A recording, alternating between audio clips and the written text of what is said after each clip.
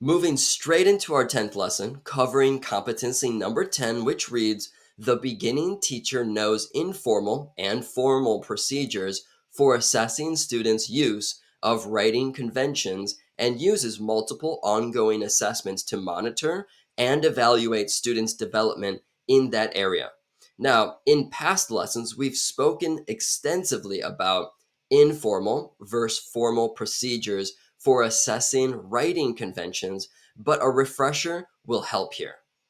Let's recall that informal procedures are less structured and can be integrated into daily classroom activities.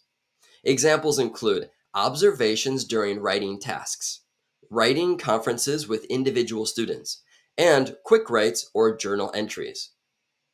Formal procedures, on the other hand, are structured and standardized, allowing for a consistent measure of student performance. Examples include rubric-based assessments, timed writing prompts, standardized tests that gauge writing conventions. Continuing assessment is vital for observing progress, identifying areas of improvement, and adjusting instruction accordingly. For your exam, keep the following two methods in mind. First, use periodic writing samples.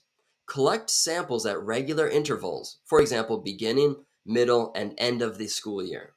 And second, portfolios. Students maintain a portfolio of their writing, helping to showcase their growth over time. In case on your exam you receive a question about tools for assessing writing conventions, use the following. First, rubrics. Define criteria for grammar, punctuation, sentence structure, etc.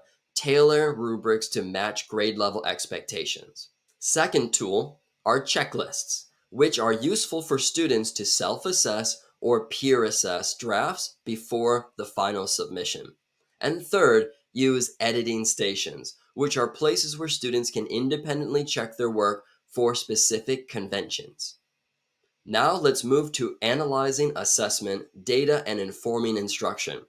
Your exam wants you to demonstrate your ability to use ongoing assessments in order to monitor and evaluate students' reading development. So, after collecting assessments, analyze for patterns.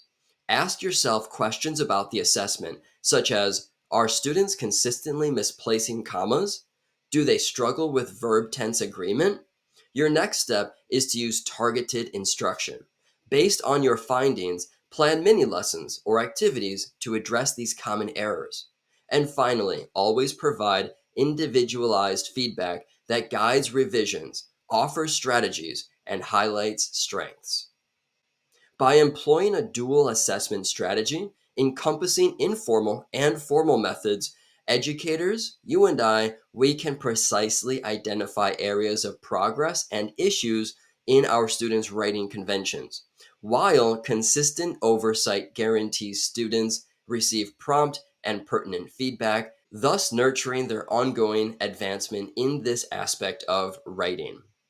Feeling anxious about taking the TExES core subjects exam? Click the link in the description below to get prepared faster, smarter, better, with everything you need to pass all in one place, so you can celebrate your passing score and become a certified teacher with teacherpreps.com.